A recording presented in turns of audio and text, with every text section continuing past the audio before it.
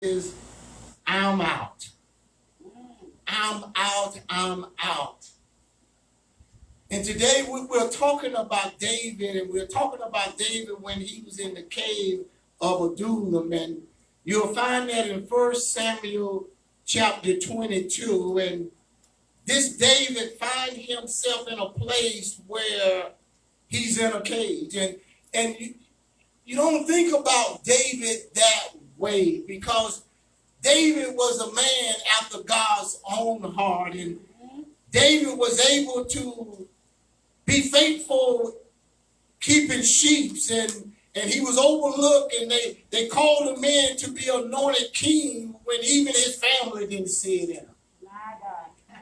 And sometimes there can be greatness inside of you, and those that are closest to you may never even know. But don't let that set you back.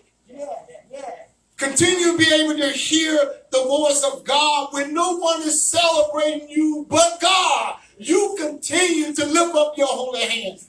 You continue to say, for God I live and for God I die. You continue to say that you are more than a conqueror because God is saying it about you. Amen. This David here, and this David has defeated battles that men tremble to come against giants. And we know about this David that he stood in the presence of God and knew that God was with him. And when you know that God is with you, you can stand boldly and say that if God be for me, all right now, who can be against me? And this David went against one of the biggest and strongest giants that ever lived. This David, so mighty, so powerful. But this same David is going through a difficult time now because there's an enemy out there, and he comes to kill, steal, and destroy. He want to make sure that you don't make it to who God said you are, that you don't make it to what God said about you. But I must say it today so that you know what God has said about you. Amen. God said by his stripe that you are healed. Amen. God said there's no matter sickness or disease shall live in your body. Amen. God said that you are the head and not the tail. Yeah. God said that he was above all that you prosper, be in health, even as your soul prosper. Yeah. God said. Yeah. And God said his thoughts towards you in Jeremiah 29:11, for you to have a future, for you to have an end, for you to win. All I do is win. God has said that about you. No matter what you're going through, you still win. I got to say it now because there's some things that comes with life, and life will throw some curveballs at you, and life will make you want to give up, and life will make you think you're about to die. So I must say what God has already said about you, that you shall live and not die. You shall make it.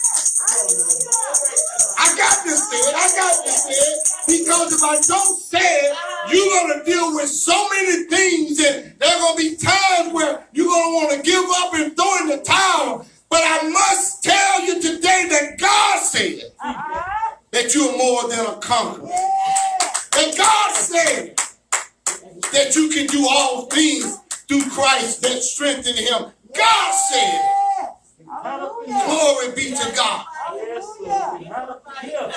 And David, this giant slayer, David, this mighty man of God that defeated lions and defeated bears. This David found himself wandering in the wilderness, and he had to run so fast he had to leave his wife. On Valentine's Day, happy Valentine's Day. Don't leave your wife, but he had to leave his wife because his father-in-law got jealous. When God begin to use you, everyone won't celebrate you. And they begin to sing and say, David killed 10,000 and Saul killed 1,000 and Saul didn't like it. So Saul came after him, desiring to kill, steal, and to destroy his life. Not one time, not two times, not three times. David hung in there as long as he can, but on the sixth time, David had to flee because Saul was getting too close for comfort. So David began to move, and David went to see his mentor. He went to see Saul, but Saul, that was going to be his last time. He's saying his goodbye to Saul, and he went to see his BFE, his best friend forever. He went to see Jonathan, but also that was going to be his last time seeing Jonathan. And when you're on the run sometime, and you're fighting for your life, there are certain things that you go through, and some things you think you won't do, you'll end up doing it. Some things you think you will do, you end up not doing it. This David found himself at Nob. N-O-B. He found himself at Nob, and he found himself hungry, and he found himself without weapon, and he found himself by himself. And when he went there, he told a little, what some people call a little white lie. He said that Saul sent him for some food, for some bread, and he asked for the weapon of Goliath. He told a little white lie, and sometimes when you're running and sometimes when you're scared, you have to stay true to what God said about you and who you are. Because that little white lie killed a whole generation. When Saul found out that they helped David because David lied, he killed 85 men of the cloth. He killed their family, their daughters, and that's in 1 Samuel chapter 21. He killed them all just for David having some food and a weapon. See, sometimes when you're running for your life, sometimes you'll say a truth that mixed with a little lie. So, this David is going through a lot right now, and so he found himself in a place where he's running for his life, and he also go back to his enemy hometown, Gath, and he thought he can blend in, and they found out that he was David. And sometimes you can play like you crazy when you're not crazy. And David was playing like he was insane. And he started drooling on his beard, and he started scratching on the gate. And the king ignored him because he acted like he was out of his mind. This David is going through so much. In the same hometown that he defeated his enemy Goliath. This David. And I come to tell you that I'm getting there. I'm getting there. And when you look at Psalms 142, it talks about David being in the cave. It talks about David being in the cave, but I come to tell you today that I'm coming out. Amen. I want the world to know, I got to let it show, I'm coming out. There's a new me coming out. I just had to live. And I want to give. I'm completely positive. I think that this is my time around. I'm going to do it. I never knew it. I'm going to make it through it. This has come for me. To break out of this shell. I have to shout. I'm coming out. I'm coming out. I come to tell you today, not only are you coming out, but I come to tell you that you're already out. And God is looking for a response because you're already out. See, when you know that you know for sure that you're already out, you got to let it show that you're already out. Sister Dale, when a newborn is birthed out of the mother, When the baby is alive, the baby got to respond. It has to shout. It has to cry. It has to do something to let people know that I'm alive and I'm well. I'm out of the birthing place. I'm out of the cage. I'm out of the womb. And God is looking for a response. Amen. He's looking for you to say something that deals with I'm out. Amen. I'm out of this situation here. Diana Ross sung it, but I tell you, you have to live it. Amen. I'm coming out. I'm coming out. In 1 Samuel 22:1, and this David is running for his life. He depart. Sometimes you got to leave where you are, not physically, but mentally. Sometimes you have to depart and you have to escape those things that try to hold you back and set you back. Sometimes you have to look within and see, why do I keep rehearsing like the mouse on the wheel, doing the same old thing that keep holding me back? Sometimes you have to depart and escape. And David ran to the cave of Adullam. He ran to a cave, and when his brothers and all his father's house heard it, they went down thither to him. In other words, he was running. He left everybody and everything because he was running for his life. And I must tell you that we may be running from some things to look for a hiding place. But I tell you, a cave really represents a hiding place that you can turn aside from the things you're dealing with, that you can retreat to refuge. A cave represents a temporary dwelling place. And it represents emergency shelter. It represents a burial place that while you're in the cave, there are some things you must know that is just temporary. Trouble don't last always. We've may endure for a night, but I tell you that joy comes in the morning. And that song, it also says, Psalms 35, that the latter part of that, it says that his anger is just for a moment, but his favor, talking about God's favor, is for a lifetime. He said, favor is for a lifetime.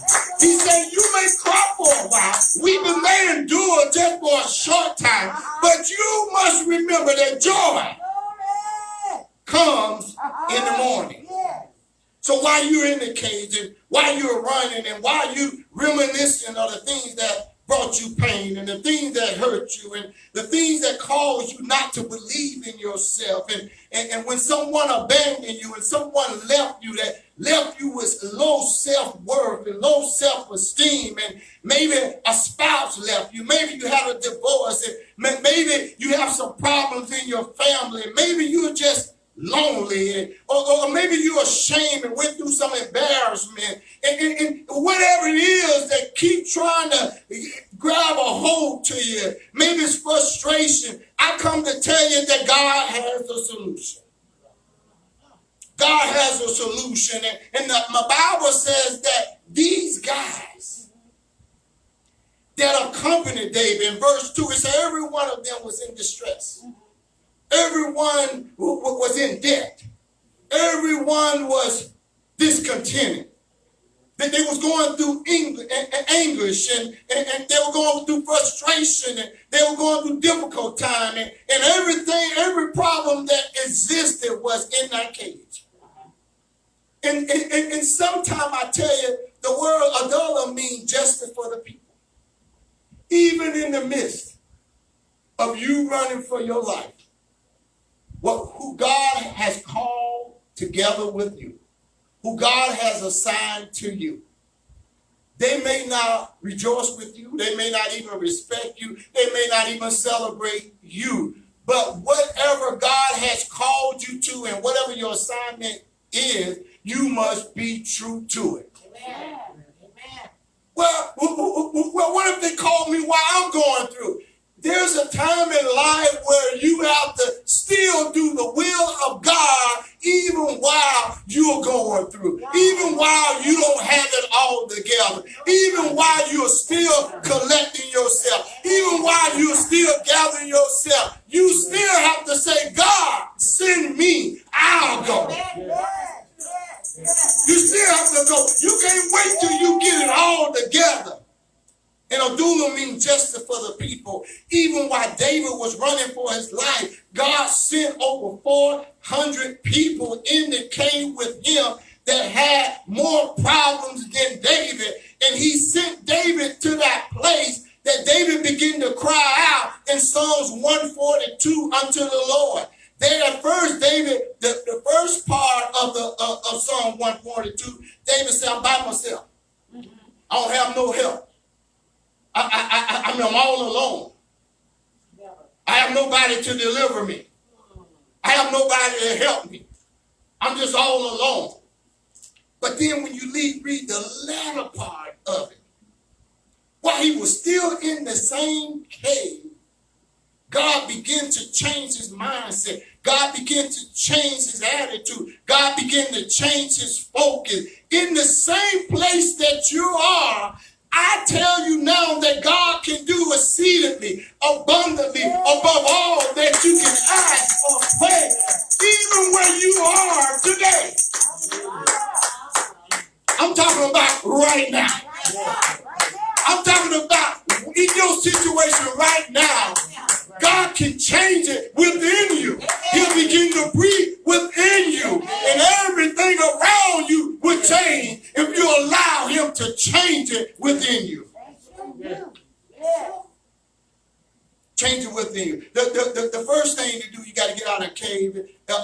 In verse 5 and 6 and Psalm 142, he said he looked unto God. The first thing to do to get out of cave, you got to look unto God. You got to look unto him. And then in Psalms, now 1 Samuel 22, I'm giving you the 3 points. 1 Samuel 22, you got to look within.